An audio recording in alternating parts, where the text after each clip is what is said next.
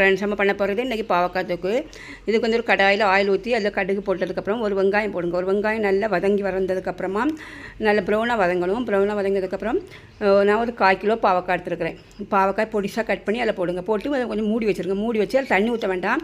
இந்த பிளேட்டில் மேலே தண்ணி ஊற்றி வச்சிங்கன்னா அந்த இதே கீழே உங்களுக்கு கொஞ்சம் தண்ணி பீரப்பதமாக வரும். அது போட்டு நல்லா கொஞ்சம் மூடி வச்சு வந்ததுக்கப்புறம் ஒரு எலுமிச்சம்பழம் சைஸ் அளவு புளி, இந்த சைஸ் அளவு புளியை கரைச்சி அதில் ஊற்றுங்க. ஊற்றி திரும்பி மூடி வச்சுருங்க. புளி ஸ்மெல் போகிறது வச்சதுக்கப்புறம் இதுக்கு ஒரு பொடி தயார் பண்ண போகிறோம். அதுக்கு வந்து கடாயில் 1/4 டீஸ்பூன் தேங்காய் எண்ணெய் ஊற்றுங்க. ஊற்றி 1 ஸ்பூன் தனியா, 3 காஞ்ச மிளகா, 1/4 டீஸ்பூன் சீரகம், இந்த 3 தான். ஒரு கொத்து கருவேப்பிலை, இவ்வளோ தான். இது இந்த ஸ்பைசஸே போதும். போட்டு நல்லா வறுத்து இதை பொடி பண்ணி வச்சுக்கணும். பொடி பண்ணி இந்த பொடி தான் அதில் போட போகிறோம்.